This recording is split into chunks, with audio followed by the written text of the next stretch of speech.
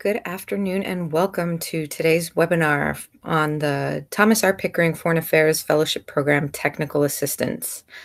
So today's webinar is going to go through the application to the Thomas R. Pickering Foreign Affairs Fellowship Program, which is currently open, live, and available. My name is Lily Lopez-McGee, and I will be here to guide you through the application process, run through a couple of quick tips on navigating the application, and actually walk you through a live application. Before we go ahead and get into the nitty-gritty of the application process, I did want to just offer a couple of quick notes about the fellowship program. So the Pickering Fellowship Program is a graduate level fellowship that is a State Department funded grant administered by Howard University. The program offers funding for a 2-year master's program in a field of relevance to the Foreign Service and culminates in a career with the State Department U.S. Foreign Service. Our fellows go on to be diplomats with the United States, representing the United States government in a wide range of positions around the world. The application for this year's program closes on September 20th, and generally, and for this year's application cycle, we are looking for folks who are seeking enrollment into a graduate program in the fall of 2019. So just as a reminder, I did want to go over the fellowship timeline for this year. The application is currently live. The application will close on the 20th. In late October, around the 26th, we will notify all finalists, 60 finalists, whether or not they will move on to the interview component of our selection process. Those 60 finalists will be flown out to Washington, D.C., where they will interview. The dates are incorrect on this slide, but the interview will take place on the 15th and the 16th of November. We will select 30 fellows immediately thereafter. On the 19th, no later than the 19th, and then our fellows will begin their process of joining the Pickering Fellowship Program in mid-June of 2019. They will then go ahead and go into their graduate programs the following fall 2019. All right, so now that we have gone over just a few of the basics of the program, I am going to go into the technical assistant portion of the program. So I'm going to hop over to our website, the Pickering Fellowship Program website, which is just pickeringfellowship.org. And many of you will know this site because you have likely found your way to this webinar as a result of having visited the site. So I wanted to start here just to remind you where you can access the application from the website, but then also show you that you can go to the live web application at any point. So the Apply Now button, which is on the homepage of the website, will take you to an overview of the fellowship program. When you click Apply Now from the How to Apply page, it will take you to the application, the live application to the Pickering Fellowship Program. You'll notice here at the top that the direct link to access the website, the fellowship application portal, is just apply.pickeringfellowship.org. So you just need to add the apply to the beginning of your web address, and it'll take you right to our application portal. So there are some basic details about the fellowship program from this portal. You'll see that the timeline is also included here on this front page. Generally, for most of you, the place where you'll want to go to log in to access either your current application or to start a new one is the right-hand side where it says register or log in. I've gone ahead and created an account for us to walk through today.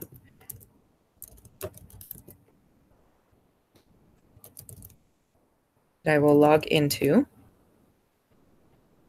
And this is essentially the site where you will come once you've created an account. I wanted to highlight a few things here for your consideration. On the right-hand side, there's a set of links that we've provided that are helpful pieces of information for you to access at any point from the application portal. This information includes sort of frequent questions that you might want to revisit depending on where you are in the application process, application requirements. So it's just a reminder of all of the details of what's required for the application to the program, an overview of the program, and then frequently asked questions. So I just wanted to highlight those because wherever you are in the application portal, you will see those. So you'll notice that I haven't actually started an application yet because I wanted to show you how to access the application. Here, you'll go and you'll select the program that you want to apply to. Right now, we just have the one, the Pickering Fellowship Program. So you'll go ahead and select that option and then go to Create. Once you click on Create, you'll be taken to the live application. This is where you will come back to update your information regularly, depending on where you are. At any point during the process that you're applying to the program, you can access this application.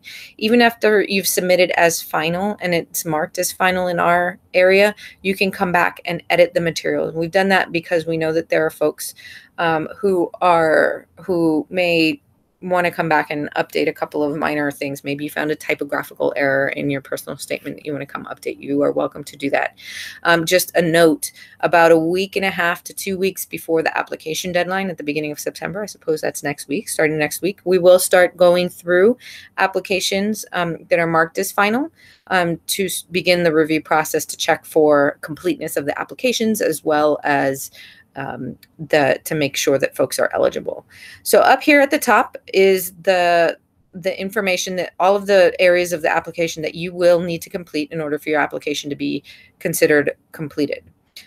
You'll need to go through all of this material here and read it. Please read this. This is very important. This adds some additional context in terms of the obligations and requirements for that we ask all of our applicants to read in detail. It has information about clearances. Please, please, please read this. If you have questions about any of the material that's included here, feel free to reach out to us at any point to ask those questions.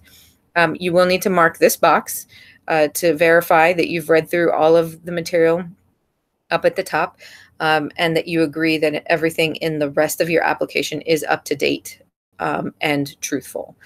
So you'll see that the application portal has already pre-populated some of the information just in the basic from the basic registration where I created the account has my first name, my last name, and my email address. It will also ask for all of the little areas, questions that are marked with the red asterisks. That you can just assume is a required question. So please include that.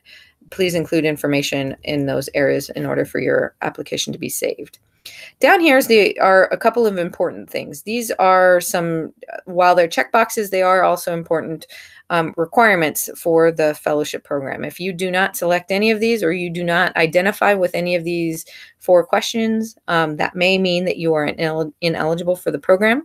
You have to be either a graduating senior where you will confer your degree in either May or June of this coming spring or before then, or a college or university graduate. So you would have conferred your degree already by the time that you're now applying to this program.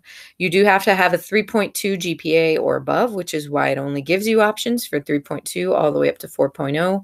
And then you must also be a U.S. citizen and seek admission to your full-time on-campus master's degree program at a U.S.-based graduate institution in an academic field of relevance to the Foreign Service. You can find out more details about the type of programs that we would fund in the FAQ section. We have a couple of questions that are focused on that.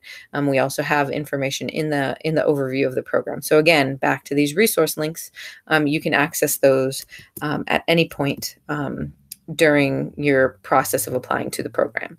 So I am going to go ahead and click on these.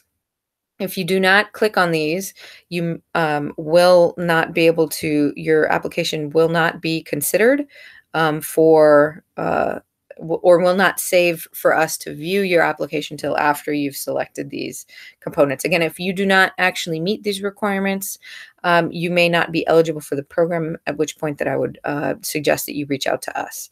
So now that let's say you have completed the portions that, as I have, you can either save as a draft and come back to it at any point. Say you have to run to do an errand, you can save it as a draft and it'll save just this page, and you can come back and fill out the rest of the sections later. Or if you are at a point where you can continue to move forward, then you would click the next tab, and this will immediately take you to the next section, which is the application details. Here it'll ask you for some personal information. Again, the red asterisks do require are required questions, so please complete those. A quick note about the languages section. There is already one option for you to include a language. Again, if you don't already have a language, that's okay. You don't have to complete this part. You'll notice that it does not have the red asterisks. But if you do have one, go ahead and fill those out. You can also add languages. So say you you have competencies in a number of different languages, you're welcome to include up to 7, I believe, is what we have here.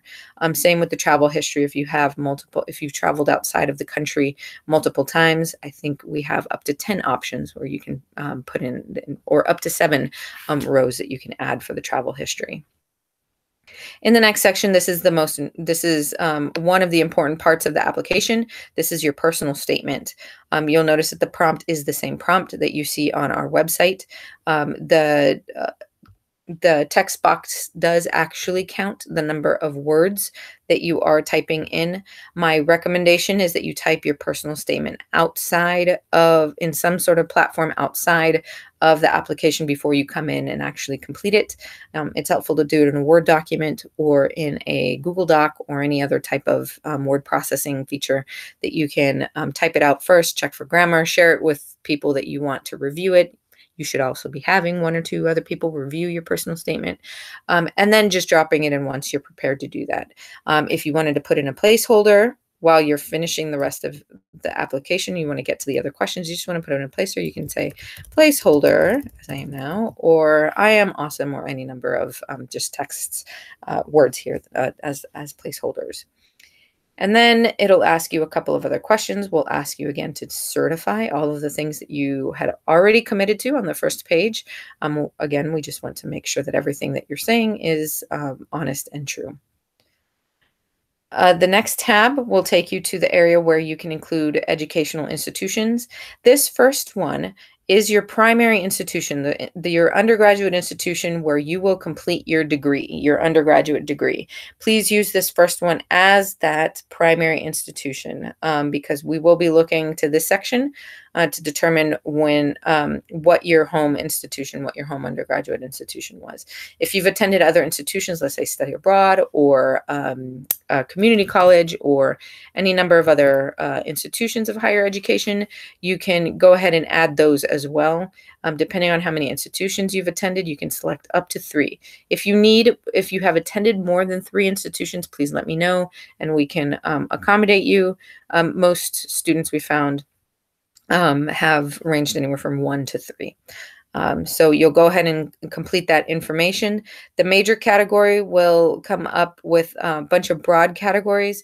You're welcome to include a secondary category and then a minor section.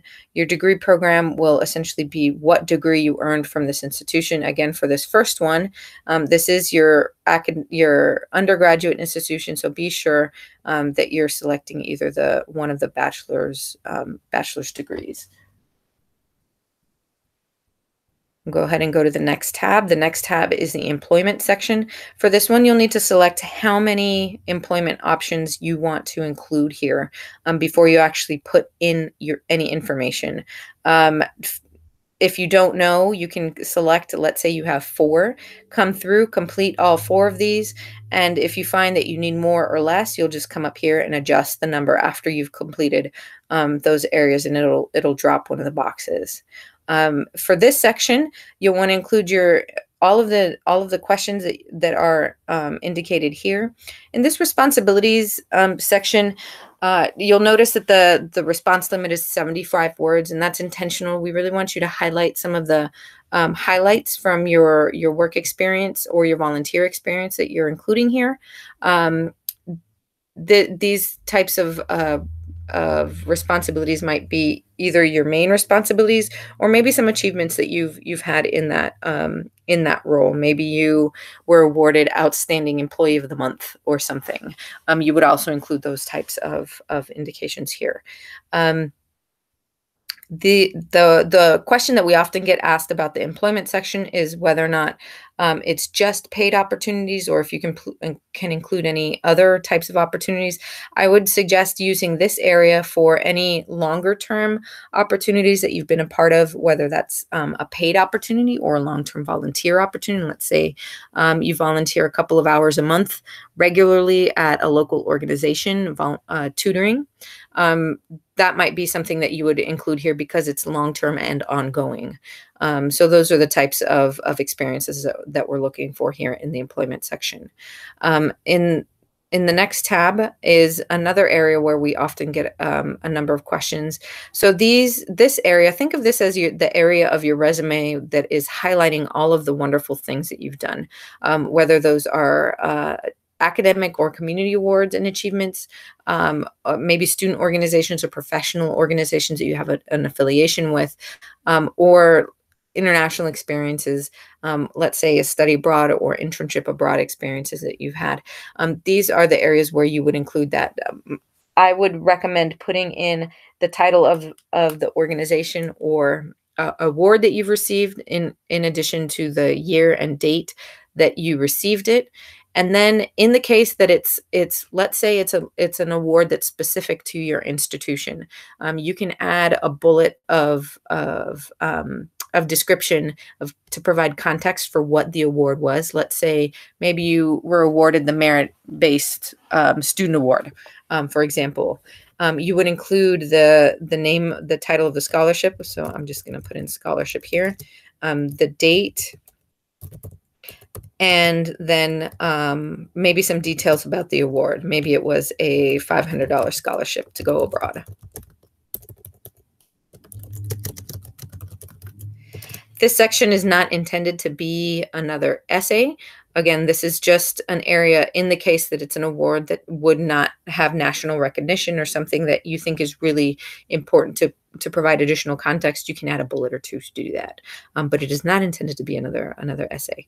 The question that we often get is how many, what is the limit for each of these sections? We did not include word limits here because we do realize that there are some of you out there who have had multiple academic awards and achievements or are very committed to public service and leadership and have held a number of opportunities or leadership positions in student or professional organizations, and that's why as many as you've received, please include them. The other experience section is for anything that may not fall neatly into these other categories. Is that you're not required to include other information here. But let's say maybe you have veteran status and you want to include that you've served overseas. You might include that there.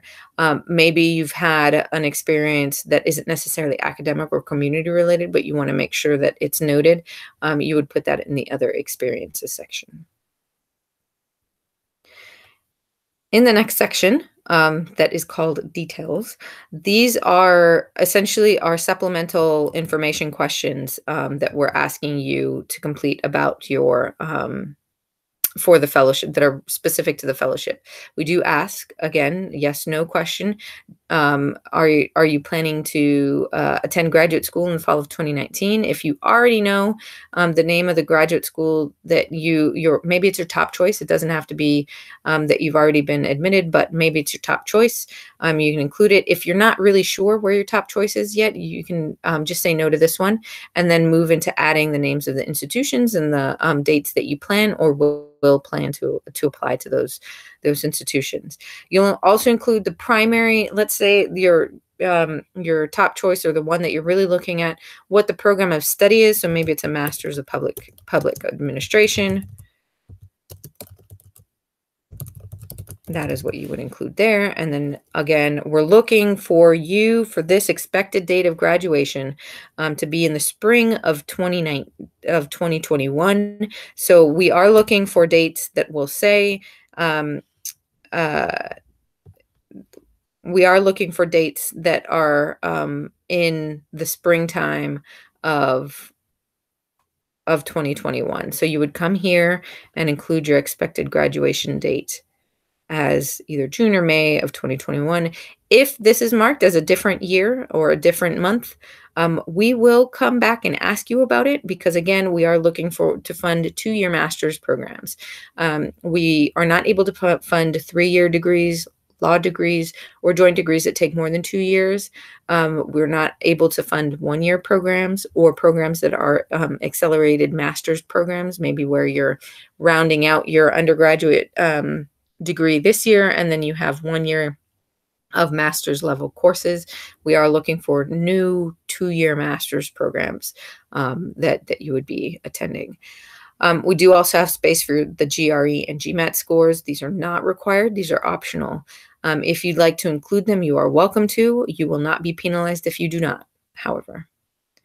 Another area that is really important for our application is the financial needs statement. You'll notice in the overview of the program that we have 2 statements that we ask for. This is the second statement, the financial needs statement, that is 400 words, that asks you to provide additional context for what your financial situation is. So as you'll note a little bit further down, you'll see all of these additional questions about your current financial status. It will ask for some information about your tax history, some information about your parents' income, information from your student aid report from your FAFSA, which you are required to upload, which I'll get to in just a second. And then if you have additional information about loans or programs that you're a part of, you would include that here. And coming back up to, also, we do ask that if you're applying to other outside funding sources to include them here. So let's say you're applying to the Paul and Daisy Soros Graduate Fellowship Program, you would include that here as another program that you are looking to apply for funding. So that's the additional needs section. Again, the financial needs statement, do not forget to fill that out. That is a very important statement that provides additional context to our selection committee about what your current financial need is. Maybe you believe that the numbers that are included from your student aid report, your estimated family contributions, that kind of thing may not reflect what your need is. You would describe what your need is here. All right, so we'll go to the next tab. This is another important area, recommenders. So you'll include information for your recommender here. You'll add their prefix, maybe they're Dr. so-and-so. And you are looking to ask them for a letter of recommendation. You will, again, looking for the red asterisk. You need to include their title. Just a reminder that one of the letters of recommendation should come from a faculty or instructor, someone who knows your academic performance and potential to succeed in a graduate setting. And the second one should come from a community leader, someone who's maybe gotten to know you outside of an academic setting, who can speak to who you are, your interest in international and foreign affairs, maybe your specific interest in the Foreign Service. Could be potentially a previous supervisor from an internship or volunteer experience, an academic advisor who knows all of the different student organizations that you're involved in, really just someone who can speak to you outside of the classroom. So you'll include their contact information, their title, so their phone number and their email. Please make sure that this email is accurate and up to date. This is where the automatic email will be generated and sent to. That will also create a link specific to that email address. So the email address is really important. Once you've filled out that area, then you'll initiate the request.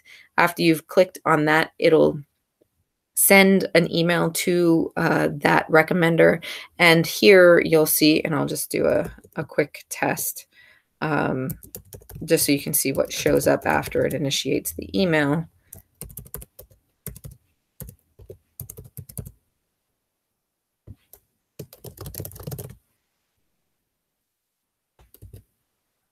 Oh, well, that's perfect timing. So it indicated to me that I need to save my work before I can actually initiate the email. So what I will do is save as a draft, which you should be doing probably along the way as you're completing each tab, just so that it is saving your information. And then you'll go back to the recommender section, and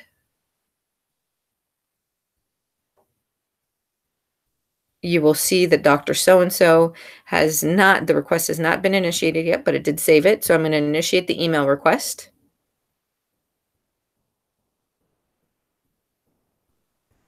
And momentarily you will see there was a pop-up that said that the reference request has been sent. And now down here, you'll say that the request, it'll give you the date that the initial request was sent, and then it'll show awaiting update. Once your recommender has actually submitted, it will show here, it'll say recommendation complete. So you will know, you will be able to track when your recommenders have completed their letters of recommendation. As a reminder, the recommenders will only receive the initial email, so they will not receive a reminder email directly from the system. So it is up to you to come back and make sure that your recommendations are being completed. The next area, and the next and the final area, are a section for your uploaded documents. So here you'll be able to upload your proof of citizenship. Ideally, this would be in a PDF or JPEG format, just because they're easier for our selection committee to open. We will ask, in the case that you received financial aid during your undergraduate career, to include your financial aid statement from your senior year. And then we'll ask you for a student aid report. Again, all applicants will need to complete a student aid report, which is will need to complete a FAFSA application, and from that application you will receive a student aid report. It is best to do this well in advance of the application deadline, because the student aid report can take up to 2 to 3 days to process. So be sure to submit your FAFSA application, even if you've never filled it out before. Fill it out so that you can have that student aid report in time for the deadline. If you decided to upload your GRE scores, you can include them here. And then we will ask for one PDF version, a single PDF or Word document, with your transcripts. So this will include transcripts from any institution where you have attended classes for more than a year. So if you were a community college transfer student, or you took classes for at least a year, maybe you did a year abroad, you would include those transcripts here. The only exception would be if your transcripts if your home institution, let's say you're at so-and-so university, and you studied abroad for a year, and all of those grades are reflected on your transcript, we don't need a copy of your previous study abroad transcript. Let's say you took community college classes, but only half of the classes, let's say you were trying to transfer 2 years of classes, but only half of those classes actually have grades associated with them. We will need a copy of your community college transcripts to confirm the grades that you received from those courses. If you've done less than a year at an institution, let's say you studied abroad just for a semester, or you took summer classes at a different institution, you're not required to submit the transcripts for those. But if you do have them, it's always helpful to have on hand. So you notice a couple of things at the top. None of these sections that I've gone through so far have a little green checkbox. This first one does, and that's because I've completed it. As you complete each section, a little green checkbox will appear. So you'll know once things are to a place where our system considers them complete, where you can submit as final. Again, for many folks, they take time to come back into the system to work on their statements. Maybe your recommender changed and you have to come back and submit a new recommender because your professor so-and-so isn't available to write your recommendation anymore. You can come back and switch that information out at any point. But again, the little green check boxes will appear as you've completed them. A neat feature of this year's application, you will be able to, once you've submitted everything as final, you'll be able to download your application as it appears on in one full PDF format. So once you've completed, you can click on this little icon and it'll include all of the responses to every single section of this application. That becomes helpful if, let's say, you may not be successful this year, but you want to come back and apply again next year. You can have some of the information already pre-populated so that you have that from last year. You have our contact information here on the side at any point, and some reminders of key dates of when the application opened and when the application closes. We cannot take any material that is received after the 20th, so be sure to have all of this material submitted by the 20th. A couple of just quick tips I wanted to mention. I wanted to spend a little bit of time on the upload section. So I mentioned that it is helpful to have these materials be in PDF format. It's just easier for us to make sure that to just open them quickly. The one thing that I'll note is that when you're naming your documents, please make sure that it has your name in there somewhere, whether it's your last name and then first name. So maybe it's Lopez.L period passport picture or something of that nature, so that we know, let's say we do end up downloading the document and it goes into our downloads file, we know whose passport document it is. We get a lot of folks who upload material and it just says passport, or it just says transcripts and that kind of thing. It's helpful to just add a little bit of a descriptor. So having your name and then the name of the document that is actually represented there is really helpful. Another reminder about our system is our system will automatically log you out after about 15 to 20 minutes of inactivity. Inactivity could mean that you haven't pressed the save as draft button in the last 15 minutes. It may be that it'll kick you out. So my suggestion is to just save frequently. So save as draft every 10 to 15 minutes as you're going along. So that you don't lose any of your responses in there. Sometimes it can be kind of frustrating to lose material or questions that you've already responded to because you were logged out. And then I get a little reminder. And then just a couple of reminders when you're doing your personal statement and your financial needs statement, it is helpful to do those outside of the system before you come back and submit as final. You can just drop, copy, and paste it back into the into this section. So those are the tips. Again, with recommenders, be sure to that you're keeping track of which of your recommenders have already submitted their applications, because they may not receive reminders about when they are required to submit them. All right, so I am going to just put up the contact information for our program again. Again, my name is Lily Lopez McGee. I am the director of the program, and I'm happy to respond to any questions that you have at any point during the application process to clarify anything that may still be confusing. Again, just keep us posted. Let us know what might be going on. Let us know well in advance. The day that the application is due, it can be a little bit challenging to get a hold of us, because we will have quite a few folks who will be asking questions that last day. So the earlier you can get questions into us, the better, so that we can get those addressed in advance. Excellent. So I am not actually seeing anyone, any questions come in, but I will give folks just a moment or two in the case that there are questions.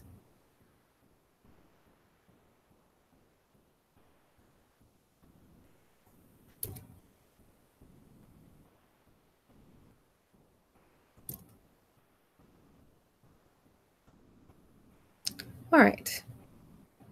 Well, it doesn't look like we have any questions. I'm sure there will be a few that'll come up later on. So again, if you do have them, feel free to reach out to us, Pickering Fellowship at howard.edu. Again, my name is Lily Lopez McGee with the Pickering program. Thank you for joining us, and we look forward to receiving your applications soon.